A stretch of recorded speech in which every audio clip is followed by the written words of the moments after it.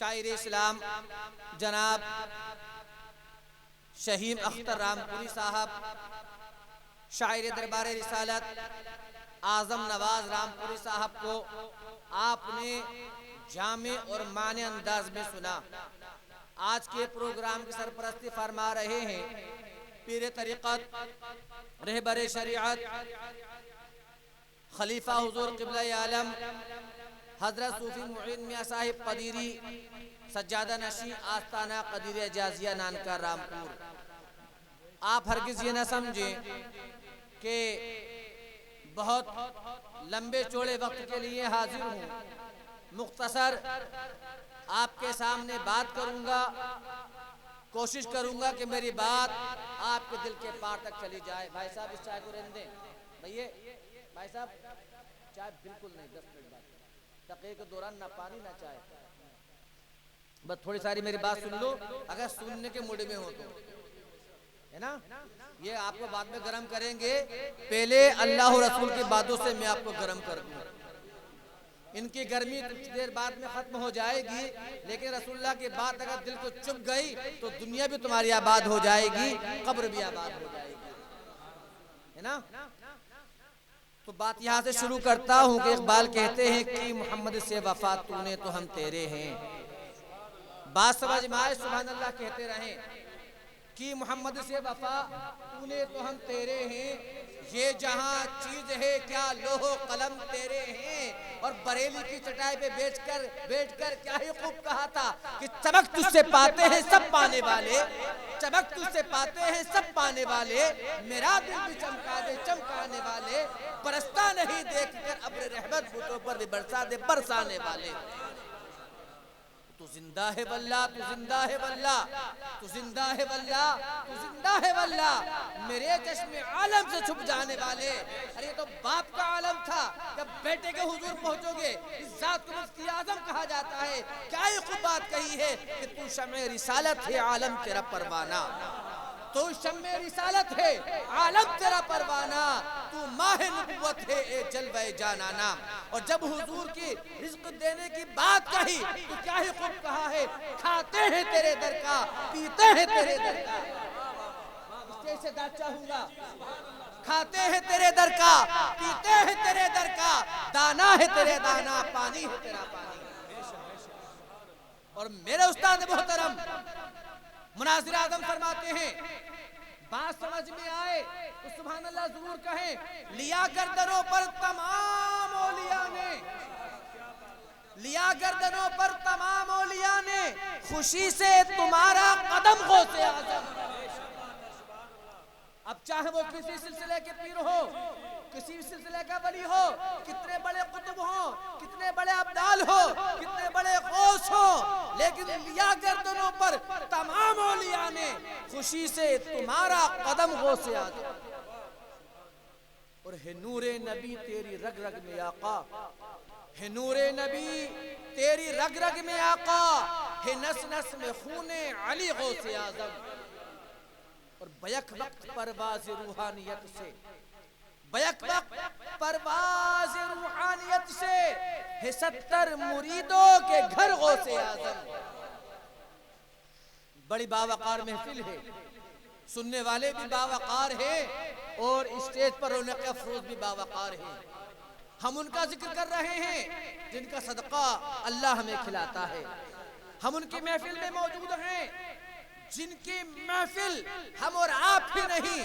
رب کائنات کی قسم کائنات کا ہر ولی کیا کرتا ہے۔ اور جب تک اس کو ولی کی ڈگری نہیں مل سکتی، جب تک وہ ولی نہیں ہو سکتا، جب تک ولایت کے منصب پر نہیں پہنچ سکتا، جب تک اس کو ولایت کا درجہ سرکار غوث اعظم عطا نہ فرما دیں، جب تک سرکار غوث اعظم کا پٹا گلے میں نہ ڈالے گا، جب تک سرکار غوث اعظم کی غلامی کو اختیار نہ کرے گا، کچھ بن جائے لیکن ولی نہیں ہو سکتا۔ یہ اللہ تبارک و تعالی نے سرکار سید غوث اعظم محب سبحانی پیر لاسانی میرا محی الدین عبد القادر الجیلانی البغدادی رضی اللہ تعالی عنہ کو منصب و مقام عطا فرمایا ہے۔ آپ لاڈلے ہیں، امام دو جہاں، مختار کائنات، شافع روز شمار جناب محمد الرسول اللہ علیہ السلام کے میرے آقا علیہ السلام 26 رجب المرجب ہے، 27 کی رات ہے، جبرائیل امی حاضر دربار رسول ہوتے ہیں اور عرض کرتے ہیں یا رسول اللہ آپ کو رب کعبہ اپنے پاس بلا رہا ہے۔ میرے آقا تشریف لاتے ہیں، براق تیار ہے، براق میں جلوہ بار ہو رہے ہیں، ایک غیب سے روح آتی ہے اور وہاں پر رسول پاک کا زینہ بن جاتی ہے۔ رسول پاک علیہ السلام نے اس کی پشت پر، اس کی گردن پر قدم رکھ کر براق پر جلوہ بار ہو جاتے ہیں۔ سب بولے سبحان اللہ۔ جب جلوہ بار ہوئے تو عرض کیا باری تعالیٰ کس کی روح تھی؟ یہ کون تھا؟ یہ کون سا انسان تھا؟ رب ذوالجلال نے ارشاد فرمایا اے کائنات کے مالک، اے امام دو جہاں، اے مختار کل، یہ کوئی عام آدمی نہیں، تمہاری امت کے عبد القادر جیلانی ہیں۔ اللہ کے حضور عرض کیا اے باری تعالیٰ اس نے مجھے براق پر چڑھنے کے واسطے اپنا کندھا لگایا ہے، اے اللہ کل اولیاء کی گردن پر اس کے کندھے کو منتخب، اس کے قدم کو منتخب فرما دے۔ اس کی گردن پر میرا قدم ہے اور اس کا قدم کل اولیاء کی گردن پر فرما دے۔ اب چاہیں وہ سلسلہ قدیریہ ہو، سلسلہ چشتیہ ہو، سلسلہ سہروردیہ ہو، سلسلہ مداریہ ہو، کائنات میں جتنے سلسلہ ہیں سب کے آقا و ملجا سرکار غوث پاک رضی اللہ تعالی عنہ۔ ابھی پیدا نہیں ہوئے، ابھی دنیا میں آپ کے باپ دادا بھی نہیں آئے،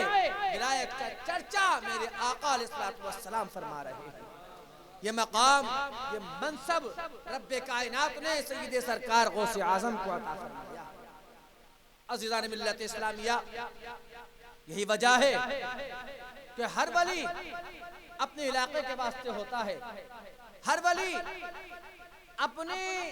صوبے کے واسطے ہوتا ہے، لیکن سید سرکار غوث اعظم کی وہ ذات ہے، چاہے وہ عرب ہو، چاہے وہ عجم ہو، چاہے وہ بغداد ہو، چاہے وہ عراق ہو یا پاکستان ہو یا ہندوستان ہو، دنیا کے ہر خطے میں سرکار غوث اعظم کی ولایت باقی ہے، ان کی سلطنت باقی ہے، ان کا نام باقی ہے، ان کا چرچا باقی ہے، اور سب کے گل، سب کے چراغ گل ہو جائیں گے، غوث اعظم کا چراغ باقی رہے گا۔ یہ اللہ نے آپ کو مقام عطا فرمایا ہے، یہ اللہ نے آپ کو منصب عطا فرمایا ہے، یہ اللہ نے آپ کو اونچا درجہ عطا فرمایا۔ اگر کوئی شخص اونچے سے اونچا ولی ہے، کوئی شخص ولایت کے کسی بھی درجے پر پہنچ جائے، کائنات میں چاہے قطب ہو جائے، ابدال ہو جائے،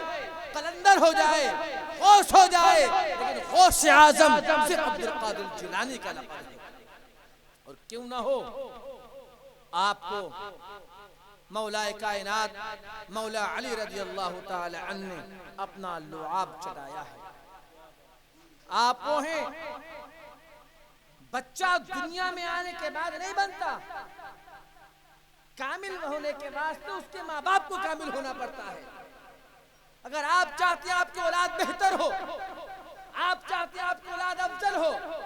آپ چاہتے ہیں آپ کی اولاد اعلیٰ ہو، تو اس کی تربیت کے واسطے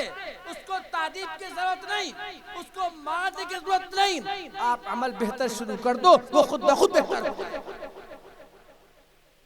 فاطمہ ام الخیر رضی اللہ تعالی عنہ ان عورتوں میں سے ایک ہے کہ جب وقت تو بہت تفصیلی واقعات ہیں لیکن مختصر عرض کر رہا ہوں، جب نکاح کا وقت آیا ابو صالح رضی اللہ تعالی عنہ سے، تو آپ کی نانا جان ارشاد فرماتے ابو صالح سے کہ تمہیں میری بیٹی سے نکاح کرنا ہوگا، اور نکاح اس عوض میں کہ ابو صالح نے آپ کے نانا کے باغ کا ایک سیب درجے میں بیٹا ہوا کھا لیا تھا، جس کے عوض میں 1 سال باغ کے رکھوالی بھی کی، لیکن سزا معاف نہیں ہوئی۔ بعد میں ارشاد فرمایا اے ابو صالح تمہیں میرے بیٹی سے نکاح کرنا ہوگا، اور وہ بیٹی آنکھوں سے اندھی ہے، ہاتھوں سے لنگڑی لولی ہے، پیر اس کے معذور ہیں، سن وہ نہیں سکتی، لہذا ابو صالح رضی اللہ تعالیٰ نے سوچا کہ اللہ پتہ نہیں کیا سزا دے، دنیا کی مجھے سزا عزیز ہے، نکاح ہو گیا، جب حجرے میں جاتے ہیں تو دیکھتے ہیں کہ چودھری کا چاند پھیکا پڑ رہا ہے، ایسا چہرہ وہاں موجود ہے جس کے چہرے کے نور سے پورا حجرہ منور ہوا۔ اپنے سسر سے کہتے ہیں وہاں تو مادرہ الگ ہے۔ آپ فرماتے ہیں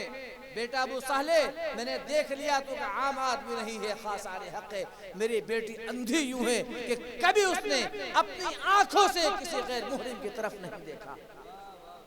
کبھی اپنی زبان سے کوئی کلمہ غلط نہیں کہا، کبھی غلط مقام پر چلی نہیں، اس لیے میرے سے معذور ہے۔ میں چاہتا تھا کہ جیسی میری بیٹی پاکیزہ ہے، جیسے پاکیزہ اس کا منصب ہے، جیسا پاکیزہ اس کا مقام و مرتبہ ہے، ایسی پاکیزہ کوئی شوہر اس کو مل جائے۔ لہٰذا ایسے وطن پاک سے جنم لیا سیدی عبدالقادر جیلانی رضی اللہ تعالی عنہ نے، ایسے پاک وطن سے جلوہ بار ہوئے عبدالقادر جیلانی البغدادی رضی اللہ تعالی عنہ۔ جب آپ دنیا میں جلوہ بار ہوئے تو لوگوں نے ماتھے کی آنکھوں سے دیکھا کہ غوث اعظم رضی اللہ تعالی عنہ دودھ نوش نہیں فرماتے۔ آپ کی والدہ نے کہلا بھیجا کہ گیلان میں اعلان کر دیا جائے کہ آج ابو صالح کے لاڈلے نے دودھ نہیں پیا ہے، اعلان کر دو کہ رمضان مبارک کا چاند نمودار ہو گیا۔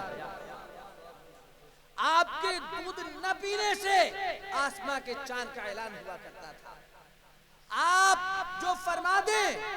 اجنہ اور انسان اس کو اپنے واسطے دستخط کر لیا کرتے تھے۔ برادران گرامی، جب تھوڑی عمر بڑی آگے آپ کو مکتب لے جایا گیا اور مکتب جانے کے بعد آپ کو استاد نے کہا بیٹا پڑھو بسم اللہ الرحمن الرحیم۔ آپ نے بسم اللہ پڑھی اور بسم اللہ پڑھنے کے بعد پہلے پارے کی تلاوت شروع فرما دی، پہلے پارے کے ساتھ دوسرے پارے کی تلاوت شروع فرما دی۔ تاریخ کہتی ہے ایک وقت میں، ایک محفل میں، ایک مقام پر، ایک نشست میں، ایک ہی جگہ پر کسی شخص نے اگر 18 پارے سنائے ہیں اپنے بچپن کے زمانے میں تو ذات حضرت فاطمہ ام الخیر کا لاڈلہ عبدالقادر جیلانی کی اولاد ہے، وہ لاڈلہ غوث اعظم ہے، انہیں ایک محفل میں 18 پارے حفظ سنا دیے۔ برادران گرامی، جب معلوم کیا گیا اے عبدالقادر، اے غوث اعظم، یہ منصب کہاں سے ملا، یہ تلاوت قرآن کہاں سے ملی؟ میری ماں اور بہنیں بات کو سن رہی ہے، میری ماں بہنیں سن رہی ہیں، یہ قرآن کے 18 پارے کہاں حفظ کیے؟ ہم نے دیکھا ہے گیلان کے اندر، آپ نے کسی کے پاس حفظ نہیں کیا۔ ہم نے دیکھا ہے گیلان کے اندر ابھی آپ کسی استاد کے پاس دانو ادب نہیں بیٹھے، تو آپ نے ارشاد فرمایا اے معلم، اے میرا استاد محترم، میں نے کائنات میں، میں نے دنیا میں قدم رکھنے کے بعد نہیں پڑھا ہے، بلکہ ماں کے شکم میں تھا، ماں پڑھتی جاتی تھی، میں حفظ کرتا چلا جاتا۔ ماں کے پڑھنے کی وجہ سے، ماں پڑھتی قرآن کو، میں اس کو حفظ کر لیا کرتا۔ تو ماں کی تلاوت پر، ماں کے قرآن پڑھنے کی وجہ سے، ماں کی تلاوت کرنے کی وجہ سے کائنات میں اگر کوئی حافظ قرآن بنا ہے تو ذات کا عبدالقادر جیلانی رضی اللہ تعالی عنہ۔ عزیزان ملت اسلامیہ، تو ہمیں چاہیے کہ اپنے بچوں کو حافظ قرآن بنائیں، اپنے بچوں کو قرآن کی طرف رخ کر دیں، اپنے بچوں کو قرآن پہ لگا دیں۔ قرآن سے بڑی کوئی دولت نہیں ہے۔ ہمیں فاطمہ ام الخیر کے نصیحت سے اپنے کو نصیحت رکھنا چاہیے۔ جب غوث اعظم تعلیم کے واسطے جیلان سے بغداد کا کوچ کیا تو والدہ نے پورا شرفیہ دی اور زیادہ لمبی چوڑی نصیحت نہیں کی، ایک نصیحت کی جس کو 5ویں کی کتاب میں پڑھایا جاتا ہے کہ بیٹا عبدالقادر، زندگی کے کسی بول پر جھوٹ کا سہارا مت لینا، جھوٹ نہ بولنا، کچھ ہو جائے جھوٹ کا کسب کا سہارا نہ لینا۔ لہٰذا غوث اعظم چل دیتے ہیں، اشرفیاں ساتھ میں ہیں، راستے میں ڈاکو آپ کو لوٹ لیتے ہیں، پورا قافلہ لوٹ لیا گیا اور آپ سے کہا بیٹے تیرے پاس میں کیا ہے؟ فرماتے میرے پاس 40 اشرفیاں ہیں، میرے پاس اشرفیاں ہیں۔ وہ کہتے ہیں معصوم بچہ ہے، شاید جھوٹ بول رہا ہوگا۔ وہ چلے جاتے ہیں، سب کا مال لوٹ لیتے ہیں۔ سردار سے کہتے ہیں جانے کے بعد، ایک بچہ ہے جس کا مال لے گیا، وہ کہتا ہے 40 سرقے ہیں میرے پاس میں۔ وہ واپس آتے ہیں، سردار وہ کہتا ہے بیٹا تیرے پاس میں کیا ہے؟ 40 سرقے یہ موجود ہے۔ سردار کہتا ہے بیٹا یہ تو چھپا ہوا مال تھا، تو چھپا لیتا اس کو۔ فرمایا جب میں گیلان سے چلا تھا تعلیم کے واسطے تو والدہ نے نصیحت کی تھی، اے بیٹا عبدالقادر کبھی جھوٹ کا سہارا نہ لینا، کبھی جھوٹ مت بولنا، کبھی جھوٹی بات برداشت نہ کرنا، کبھی جھوٹ کا سہارا نہ لینا۔ اگر میں آج جھوٹ بول جاتا کل میدان محشر میں والدہ کو کیا منہ دکھاتا؟ موت برحق ہے، مرنا ہے، مرنے کے بعد والدہ کو منہ دکھانا ہے۔ وہاں کیا سہارا لیتا، کیا بات کہتا؟ والدہ کے سامنے صحیح سے پیش ہونے کے لیے میں نے اشرفیہ سامنے رکھ دی، اور وہ لمحات، وہ جملے ڈاک میں دل پر ایسی اثر کر گئے۔ وہ کہنے لگے کہ ہم صبح و شام خدا کی ناراضگی لے رہے ہیں، خدا کے دشمنی کر رہے ہیں، پتہ نہیں خدا کون سی سزا دے گا۔ یہ تو معصوم بچہ ہے جو والدہ کی بات کو نہیں ٹالتا۔ یہ کہتے ہیں اور کہتے ہیں اے بیٹا ہمیں اس کا کلمہ پڑھا دے جس کا تو کلمہ پڑھتا ہے، ہمیں وہ دین سکھا دے جو دین تو پڑھتا ہے، ہمیں وہ دین چاہیے جو دین تیرے پاس میں ہے، ہمیں وہ قرآن چاہیے جو قرآن تیرے پاس میں ہے، ہمیں وہ علم چاہیے، ہمیں وہ روحانیت چاہیے۔ غوث اعظم کلمہ پڑھاتے ہیں، مسلمان کر لیتے ہیں۔ ڈاکو کے ساتھی کہتے ہیں بہاجی سردار جی جب جہنم میں جا رہے تھے ساتھ ساتھ تھے، جہنم کے راستے میں ساتھ ساتھ تھے، جنت کے راستے اکیلے اکیلے جا رہے ہو، جنت کے راستے اکیلے اکیلے جانے کی کوشش کر رہے ہو۔ جس نبی کا کلمہ تم نے پڑھا ہے اس کلمہ نبی کا ہمیں بھی پڑھاتے چلے۔ اتنا کہنا تھا۔ وہ ڈاکوا قافلہ جو لوٹنے آیا تھا اپنے دل و دنیا کو لٹوا کر جاتا۔ آپ بغداد جلوہ بار ہوتے ہیں، اور بغداد جلوہ بار ہونے کے بعد علم حاصل کرتے ہیں، اور علم حاصل کرنے کے ساتھ ساتھ ایک روز بغداد کی دھرتی پر واعظ و نصیحت میں ارشاد فرماتے ہیں قدمی حاضی علی رقبت کل ولی اللہ، قدمی حاضی علی رقبت کل ولی اللہ، میرا یہ قدم کل اولیاء کی گردنوں پر ہے۔ اس کے اندر کسی ایک ولی کا انکار نہیں ہے۔ میں علماء اکرام کی توجہ چاہوں گا، قدمی حاضی علی رقبت کل ولی اللہ کل عام کے لیے آتا ہے، کل سب کے لیے آتا ہے۔ جس نے غوث اعظم کا زمانہ پایا، جو غوث اعظم کے زمانے میں رہا، چاہے وہ کسی بھی سلسلے کا ہو، جس نے غوث اعظم کے زمانے میں سانس لے لی اور غوث اعظم نے ولایت کا اعلان کر دیا، اب چاہے وہ کسی بھی سلسلے کا ہو غوث اعظم کو غلام ہی کہلائے گا۔ جس کو مناظر ہے سے ارشاد فرماتے ہیں وہ ابدال و اقتاب یا اولیاء ہوں، وہ ابدال و اقتاب یا اولیاء ہوں، ہے زیر قدم ہر ولی غوث اعظم، ہے زیر قدم ہر ولی غوث اعظم۔ عزیزان ملت اسلامیہ، ہمیں غوث اعظم کی تعلیمات سے یہ سبق حاصل کرنا چاہیے، ہمیں غوث اعظم کی تعلیمات سے یہ درس حاصل کرنا چاہیے کہ رہتی دنیا تک جب تک غوث اعظم کا نام باقی رہے گا، ایک ہاتھ میں دامن غوث اعظم ہو تو دوسرے ہاتھ میں دامن قرآن ہو۔ جب یہ چیز ہمارے ساتھ میں ہوگی، ہاتھ میں غوث اعظم کا دامن ہوگا، دوسرے ہاتھ میں قرآن ہوگا، اور دل میں عشق مصطفیٰ ہوگا، تو دنیا کی کوئی مصیبت، دنیا کی کوئی پریشانی ہمیں ہرا نہیں سکتی۔ دوسری چیز، اپنے والدین کا کہنا مانو، اپنے والدین کی تعظیم کرو، اپنے والدین سے محبت کرو۔ یاد رکھو والدین کا ٹھکرایا ہوا کسی ولایت کے مقام تک نہیں پہنچ سکتا۔ رب شاہ فرماتا ہے وَقَضَى رَبُّكَ أَلَّا تَعْبُدُوا إِلَّا إِيَّاهُ وَبِالْوَالِدَيْنِ إِحْسَانًا إِمَّا يَبْلُغَنَّ عِندَكَ الْكِبَرَ أَحَدُهُمَا أَوْ كِلَاهُمَا فَلَا تَقُل لَّهُمَا أُفٍّ وَلَا تَنْهَرْهُمَا وَقُل لَّهُمَا قَوْلًا كَرِيمًا۔ اپنے والدین کے ساتھ احسان سلوک کرو۔ اللہ نے قرآن میں نماز کا حکم فرمایا اور فرمایا وَأَقِیمُوا الصَّلَاةَ، نماز کو قائم کرو، نماز کو پڑھو، لیکن کیسے پڑھو اس کی تشریح نہیں فرمائی۔ فرمایا وَأَتِمُّوا الْحَجَّ، حج کو ادا کرو، لیکن کیسے کرو قرآن میں اس کی تشریح نہیں فرمائی۔ قرآن میں فرمایا وَآتُوا الزَّکَاۃَ، زکات کو ادا کرو، کیسے کرو تشریح نہیں فرمائی، لیکن جب حضور والدین کی باری آئی، عظمت اماں کی باری آئی، عظمت ابو کی باری آئی، تو قرآن کھول کھول کے بیان فرما رہا ہے، قرآن واضح انداز بیان فرما رہا ہے،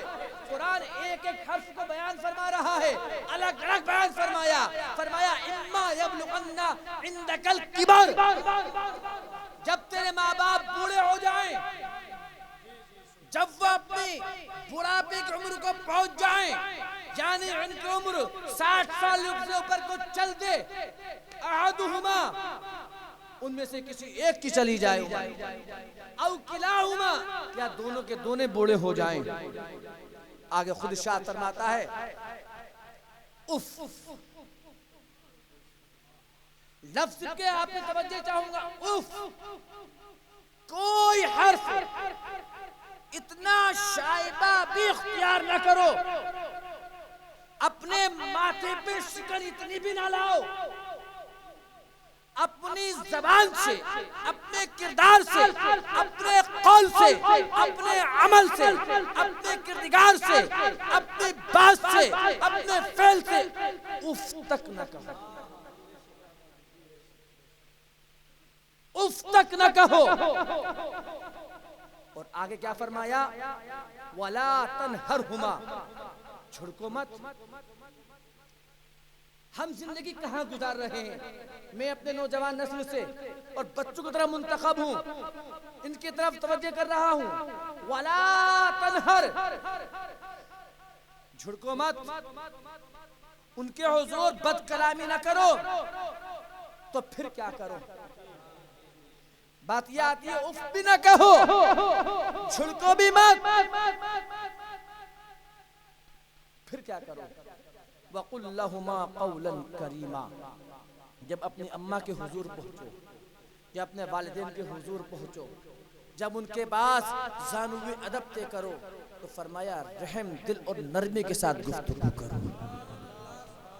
نرمی والی گفتگو کرو، سلیقے والی گفتگو کرو، اور کس انداز سے کرو؟ دعا کرو اپنے والدین کے واسطے، کس انداز سے کرو یہ بھی قرآن سے پوچھو۔ قرآن کہتا ہے وَقُلْ رَبِّ رَحْمُمَا كَمَا رَبَّيَانِي صَغِيرًا، اور دعا ایسے کرو اے باری تعالیٰ میرے اماں پر، میرے ابا پر تو ایسے رحم فرما، تو اس انداز سے رحم فرما، اس شان سے رحم فرما کہ میں 6 ماہ کا بچہ تھا، چلے کی سرد رات ہوا کرتی تھی، اور رات میں بستر کو گیلا کر دیا کرتا تھا، میری اماں مجھے سوکھے میں سلاتی تھی، خود گیلے میں سونا برداشت کیا کرتی تھی، میری عمر 4، 6 اور 7 سال کی ہوئی، میرے والد کی جیب میں میرے بات کو پوری کرنے کے لیے، میری تمنا کو پوری کرنے کے لیے، میری آرزو کو پوری کرنے کے لیے اس کے پاس پیسے نہ ہوتے تھے، لیکن جب میں کسی بات کو مچل جایا کرتا تھا وہ اپنے جیب کو نہیں دیکھتا، میری آرزو کو دیکھتا۔ یا اللہ میری اماں پر ایسے رحم فرما کہ گرمی کی شدت کی دوپہر ہوا کرتی تھی، گھر میں کھانا تیار ہوا کرتا تھا، موسم گرما تھا، اور میں دوپہر میں آنے کے بعد اماں سے دوسرے کھانے کی التجا کیا کرتا تھا، دوسرے کھانے کی آرزو کیا کرتا تھا، اے اماں تو نے چاول بنائے ہیں مجھے روٹی کی تمنا ہے، اے اماں تو نے یہ سالن بنایا ہے مجھے سالن کی تمنا ہے۔ تو اماں دھوپ کو نہیں دیکھا کرتی تھی، دوپہر کی چلبلاہٹ کو نہیں دیکھا کرتی تھی، میری تمنا پر، میری آرزو پر، میری مراد پر اپنے تھکن کو بھول جایا کرتی تھی، وہ میری بات کو پوری کر دیا کرتی تھی۔ میرے بھائیوں، اپنی پوری زندگی، اپنی پوری دولت، اپنا سب کچھ اگر آپ لٹا دیں گے اور اپنے والدین کو کاندھے پر بٹھا کر حج کا طواف بھی کرا دیں گے تو یاد رکھو والدہ کی ایک کرراہٹ کا بھی تم بدلہ نہیں، والدہ کی ایک آہٹ کا بدلہ، ایک اس کا بدلہ تم نہیں دے سکتے۔ والدین کی عظمت اللہ تبارک و تعالی نے یہ منصب عطا فرمایا ہے، اور یاد رکھو بڑی ذمہ داری کے ساتھ عرض کر رہا ہوں، دنیا میں ماں کا کوئی مذہب نہیں، ہر مذہب میں، ہر عقیدے میں اماں ہوا کرتی ہے، ہر مذہب کی ماں کی دعا کو رب اولاد کے حق میں قبول فرماتا ہے۔ اماں کا کوئی مذہب نہیں، اماں کا کوئی عقیدہ نہیں، اماں جس عقیدے کی ہو اپنے اولاد کے حق میں دعا کر دے تو رب ذوالجلال اس کی دعا کو قبول فرماتا ہے۔ ایک روز حضرت موسیٰ علیہ السلام سے رب ذوالجلال نے، وہ موسیٰ جو کوہ طور پر جاتے ہیں، وہ خدا سے ہم کلام ہوا کرتے تھے، خدا سے بات کیا کرتے تھے، خدا سے کلام کیا کرتے تھے۔ ایک روز موسیٰ سے ارشاد فرمایا، موسیٰ سنبھل کے آنا۔ وہ موسیٰ جس کو تورات دی گئی، وہ موسیٰ جس سے خدا باتیں کیا کرتا تھا، گفتگو کیا کرتا تھا، ایک روز فرمایا موسیٰ سنبھل کے آنا، ہوشیار ہو کے آنا۔ عرض کیا باری تعالیٰ کون سی گستاخی ہو گئی؟ کل تک تو جب میں کوہ طور پر تجھ سے ملاقات کو آتا تھا تیرا کوئی حکم نہیں تھا، آج یہ الگ سے حکم کیسا، الگ سے گفتگو کیسی، الگ سے بات کیسی، الگ سے قول کیسا؟ ارشاد فرمایا اے موسیٰ کل تک جب تم ہم سے ملاقات کو کوہ طور پر آیا کرتے، تمہاری اماں تمہارے واسطے دعائیں کیا کرتی تھی، تمہارے دعا کے دروازے کھلے ہوئے تھے، تمہارے واسطے دعائیں ہوا کرتی تھی۔ اماں کہتی تھی اے اللہ میرے موسیٰ کی تو لات رکھ لینا، اے اللہ تو میرے موسیٰ کا بھرم رکھ لینا، اے موسیٰ تیری اماں تیرے واسطے دعا کیا کرتی تھی، آئے تیرے اماں کا انتقال ہو گیا ہے، تیرے واسطے رحمت کے دروازے، تیرے دعاؤں کے دروازے بند کر دیے گئے، کل تک تیرا نصیبہ، تیری تقدیر کا فیصلہ تیری ماں لکھا کرتی تھی، آج سے تیرا فیصلہ تیرے ہاتھ میں دیا۔ یہ نبی سے قول ہو رہا ہے، یہ نبی سے فرمان ہے، اے موسیٰ تیری تقدیر تیری اماں لکھا کرتی تھی، تیری تقدیر کا فیصلہ تیری اماں کے ہاتھ میں تھا، ان کا انتقال ہو گیا، اب تیرے ہاتھ میں۔ میرے آقا امام دو جہاں، امام کائنات طٰہٰ و یاسین جب مکہ فتح ہو گیا، اور مکہ فتح ہونے کے بعد وہ مکہ جہاں سے پیارے آقا کو نکالا گیا، وہ مکہ جہاں سے آقا صلی اللہ علیہ وسلم نے ہجرت فرمائی تھی، وہ مکہ جہاں سے پیارے آقا راتوں رات تشریف لے گئے تھے، ایک روز پیارے آقا پھر جلوہ بار ہوتے ہیں، پوری شان کے ساتھ بیت اللہ کا طواف فرماتے ہیں، اور پھر ارشاد فرماتے ہیں ایک دن وہ تھا کہ اسی بیت اللہ میں چھپ کر نمازیں ہوا کرتی تھی، آج لاکھوں صحابہ کے مجمع میں پیارے آقا امامت فرما رہے ہیں، فرماتے ہیں کاش میری اماں زندہ ہوتی، کاش میری ماں زندہ ہوتی اور میں عشاء کی نماز پڑھاتا ہوتا، صلو صلاۃ العشاء میں عشاء کی نماز پڑھاتا ہوتا، اور تقرؤ بفاتحۃ الکتاب اور میں سورہ فاتحہ پڑھتا ہوتا، سورہ فاتحہ کی تلاوت کرتا ہوتا، اور میری اماں چلمن سے رخ نکالتی اور کہتی یا محمدہ یا محمدہ، میری والدہ حجرے کی چلمن سے آواز دیتی، میں عشاء کی نماز پڑھاتا ہوتا، فرماتے ہیں سورہ فاتحہ کی تلاوت کرتا ہوتا، میری اماں مجھے آواز دیتی اور کہتی یا محمدہ، اے میرے بیٹے محمد، تو میں اپنی نماز کو چھوڑ دیتا، نیت کو توڑ دیتا، نماز کو ترک کر دیتا، نماز کو خیرآباد کہہ دیتا، اپنا کے قدموں سے لپٹ جاتا، اپنے اماں کے قدموں پہ مچل جاتا، اپنے اماں کے قدموں کو چوم لیتا۔ میرے آقا امام کائنات کا یہ عقیدہ ہے، اگر جنت اور دوزخ کا فیصلہ ہے تو ماں کے قدموں میں۔ تو آج مزاروں پہ جاتا ہے، تو آج مولویوں کے پاس جاتا ہے، پیروں کے پاس جاتا ہے کہ دعا کر دو ہمارے واسطے، بد نصیب ہے اگر تیری ماں زندہ ہے تو تیری دعاؤں کے دروازے وہیں پر ہیں۔ میں نے عرض کیا نا، ماں کا کوئی مذہب نہیں ہوتا، ماں چاہے کتنی بے بڑی لکھی ہو، لیکن بیٹے کی ماتھے کو دیکھ کر اس کی پریشانی کو پہچانے. دنیا میں کوئی ایسا خطہ ہے ہی نہیں. تم لاکھوں میل دور چلے جاؤ, ماں کے آنکھوں سے دور ہو جاؤ, خدا کی قسم اگر تمہیں وہاں کوئی پریشانی ہے تو ماں کی کوک یہاں پر ممتا آواز دیتے ہوئے نظر آئے. ایک صحابی رسول اللہ یا رسول اللہ, میری اماں ابا کا انتقال ہو گیا, میں چاہتا ہوں کہ کاش وہ زندہ ہوتی تو ان قدموں کو چومتا, میں اماں ابا کے قدموں کو چومتا, میں اماں ابا کے قدموں کو بوسہ دیتا, اشارت فرمائیں کہ قبروں کو چومنے تو یہ ثواب مل جائے گا. اور یا رسول اللہ, میں نے کبھی زندگی میں اپنے ماں باپ کی قبر بھی نہیں دیکھی, میں کبھی پوری زندگی اپنے ماں باپ کی قبر تک بھی نہیں گیا. اللہ اکبر. ارشاد فرمایا دو لکیریں کھینچ, ایک بڑی اور دوسری چھوٹی, یہ تصور کرتے رہیے اماں ابا کی قبر ہے, یہ ان کے قدم ہیں تو ان کو چوم لے, رب کائنات ان کے قدم کو چومنے کا تو یہ ثواب عطا فرما دے گا. تو میرے بھائیوں, اتنی بڑی بات کہنے کا مقصد یہ تھا کہ اگر آپ کے والدین زندہ ہیں, آپ کے والدین حیات ہیں, تو ان کی عظمت کرو, ان کی عظمت میں دنیا کی کامیابی ہے. ہمارے جد اعلیٰ قطب پیلی بھیت سیدی سرکار شاہ جی محمد شیر میاں پیلی بھیتی رضی اللہ تعالیٰ عنہ, نام سنا شاہ جی میاں کا؟ آپ کی والدہ کی آنکھوں کی روشنی جا چکی تھی, آپ نے ان کی خدمت کی وجہ سے, ان کی خدمت کی وجہ سے شادی تک نہیں فرمائی. پوری زندگی پوری زندگی پوری زندگی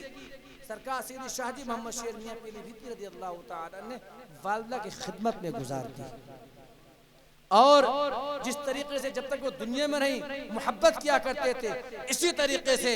انتقال کے بعد بھی, انتقال ہونے کے بعد بھی سرکار سیدی شاہ جی محمد شیر میاں پیلی بھیتی رضی اللہ تعالیٰ عنہ ان کے بازو سے آرام فرما رہے ہیں, ان کے ساتھ آرام فرما رہے ہیں. تو میرے بھائیوں,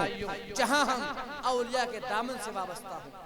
اولیاء کے دامن سے اپنی زندگی کو گزاریں, وہیں پر اپنے والدین کی عظمت بھی ہمارے واسطے ضروری ہے. والدین کی اگر عظمت نہیں ہے تو یاد رکھو کوئی نیاز قابل قبول نہیں, کوئی فاتحہ قابل قبول نہیں. ارے یار, جس حج کے واسطے آپ 5 لاکھ روپے خرچ کرتے ہو نا, اور جانے کے بعد اس کی زیارت کرتے ہو, 5 لاکھ کا خرچ ہو گیا. اب حج کرنے کا آپ ٹوٹل لگائیں گے تو نیاز اور یہ کرنے کے بعد میں اس کا موقع نہیں بات کرنے کا. یہاں پر حج کی زیارت کرنے کا خرچ 5 لاکھ کا ہے. فرمایا جو ثواب ہم حج کو ادا کرنے والے کو بیت اللہ کو دیکھنے کا دیا کرتے ہیں, فرمایا تو اماں کے چہرے کو دیکھ لے, ہم بیت اللہ کو دیکھنے کا ثواب تجھے عطا فرما دیں. اگر تجھے بیت اللہ کی چاہت ہے, بیت اللہ کا دیدار تجھے کرنا ہے,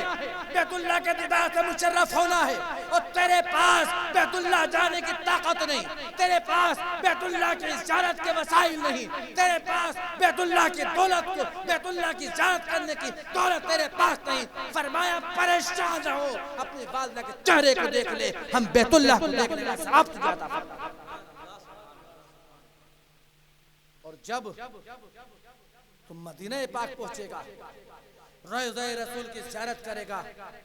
میرے آقا علیہ السلام کے تربت پاک کو دیکھے گا, گنبد خضرا کی چھاؤں کو دیکھے گا, تو میرے آقا ارشاد فرماتے ہیں من زار قبری فوجبت لہ شفاعتی, جس نے میری قبر کی زیارت کی. میں نے شروع میں عرض کیا تھا اعلیٰ حضرت کا شعر, تو زندہ ہے باللہ, تو زندہ ہے باللہ, میرے چشم عالم سے چھپ جانے والے. میرے آقا فرماتے ہیں کہ جس نے میری قبر کی زیارت کی, ارے زندگی کی ذات کی بات نہیں ہو رہی, قبر کی بات ہو رہی. من زار قبری, جس نے میری قبر کی زیارت کی, میری تربت کی زیارت کی, میری قبر کو دیکھ لیا, میری گنبد خضرا کو دیکھ لیا, فوجبت لہ شفاعتی, اس کے حق میں میری شفاعت واجب ہو جائے گا. ایک نظر پیارے آقا کے گنبد کو دیکھنا, ایک نظر گنبد خضرا کو دیکھنا, گویا کہ زندگی کے سارے گناہوں کو معاف کرانے کے برابر ہے. میرے بھائیوں, سنبھل کر پاؤں رکھنا حاجیوں شہر مدینہ میں, سنبھل کر پاؤں رکھنا حاجیوں شہر مدینہ میں, کہیں ایسا نہ ہو سارا سفر بیکار ہو جائے. امام الشاق امام مالک رضی اللہ تعالی عنہ امیر المومنین ان کا پورا ایک مسلک ہے، مدینے میں رہا کرتے ہیں، کبھی پیشاب کے خانے کو مدینے میں نہیں گئے، کبھی نہیں گئے، وادی مدینہ سے باہر جایا کرتے تھے، پتہ نہیں کس جگہ پر میرے آقا نے اپنے قدم رکھے، در و دیوار کو چومتے جاتے۔ کسی نے کہا امام مالک اتنے بڑے امام ہو، اتنے بڑے متقی پرہیزگار ہو، یہ دیواریں کیوں چومتے ہو؟ ارشاد فرمایا پتہ نہیں پیارے آقا کا کپڑا کون سی دیوار سے مس ہو گیا۔ اور جب حدیث مصطفیٰ کے بیان کی باری آتی تھی، کوئی آپ کے دروازے پہ آتا اور کہتا امام مالک کوئی مسئلہ پوچھنے آیا ہوں، مسئلہ دریافت ہے، دروازے پر تشریف لاتے، مسئلہ بتاتے، رخصت کر دیا کرتے۔ اور تو یہ کہتا پیارے آقا کی باتیں سننے آیا ہوں، حدیث مصطفیٰ سننے آیا ہوں، قال رسول سننے آیا ہوں، پیارے رسول کے نغمات سننے آیا ہوں، پیارے رسول کی باتیں سننے آیا ہوں، حدیث مصطفیٰ سے گامزن ہونے آیا ہوں۔ اپنے گیسٹ ہاؤس میں اس کو جگہ عنایت فرماتے، غلام سے کہتے مہمان خانہ میں لے جاؤ، اس کی تواضع فرماتے، اس کو کھانے کا انتظام فرماتے، تازہ غسل فرماتے، اور تازہ غسل فرمانے کے بعد جو سب سے قیمتی لباس ہوتا وہ لباس زیب تن فرماتے، اور مسند رسول پر جلوہ بار ہوتے۔ پھر مہمان کو بلایا جاتا اور کہتا ہے تیرا یہ احسان ہے تو مجھے قول رسول سننے آ گیا۔ پھر اس کو حدیث مصطفیٰ سنایا کرتے تھے، پھر پیارے آقا کا عشق سنایا کرتے تھے، پیارے رسول کی باتیں سنایا کرتے تھے، پیارے رسول کے نغمات سنایا کرتے تھے۔ تو میرے بھائیوں، ہمیں چاہیے کہ عشق مصطفیٰ دل میں رکھے، اپنے والدین کی عظمت بھی کرتے رہیں، قرآن کو اپنے بچوں سے آباد کر دو۔ اپنے بچے کو کوئی بھی تعلیم کو بہتر ہے، کوئی میدان آپ کا بچہ چلا جائے، چاہے وہ وکیل بنے، چاہے انجینئر بنے، چاہے آئی پی ایس کرے، کوئی میدان لے لے وہ افضل ہے۔ لیکن آپ کا بیٹا اگر جج بن گیا، آپ کا بیٹا وکیل بن گیا، ایک نقطے پر نظر رکھ رہا ہوں آپ کو، آپ دنیا میں کہو گے میرا بیٹا اس مقام پر پہنچ گیا۔ چاچا اپنے بھتیجے پر فخر کرے گا، دادا اپنے پوتے پر فخر کرے گا میرا بیٹا وکیل بن گیا، میرا پوتا وکیل بن گیا، میرا نواسہ اتنے بڑے عہدے پر پہنچ گیا۔ لیکن خدا کی قسم کوئی کام ایسا بھی ہو کہ میدان محشر میں سب اس پر فخر کرے، کوئی دنیا کی ڈگری کتنے بڑے مقام کی ہو جائے وہ قبر سے پہلے کام آئے گی، قبر میں کوئی ڈگری کام نہیں آئے گی۔ ایک کتاب، محض ایک کتاب، ایک درس، ایک سبق، ایک کتاب قرآن عظیم قبر میں کام آئے گا۔ میدان محشر برپا ہوگا، نفسی نفسی کا عالم ہوگا، کوئی کسی کا مددگار نہ ہوگا۔ ایسے وقت میں کتاب اللہ کا پڑھنے والا، کتاب اللہ کو سمجھنے والا، کتاب اللہ کی تلاوت کرنے والا، قرآن پاک کے حافظ کو خدا پاک یہ منصب دے گا، یہ مقام دے گا، یہ اتھارٹی دے گا کہ جس گناہگار وہ چاہے جہنم سے نکال کے جنت کا پروانہ اور اس کو یہ اتھارٹی ہوگی حافظ قرآن کو، یہ پاور خدا پاک دے گا کہ جس گناہگار کو وہ چاہے۔ خدا پاک نے نظام تو یہی ہے خدا کا، خدا نے اپنے قہر کی وجہ سے، خدا نے اپنے غضب کی وجہ سے جس کو جہنم رسید کر دیا، جہنم میں پھینک دیا، جہنم میں چلا گیا، حافظ قرآن جہنم سے نکالے گا، خدا جانے گا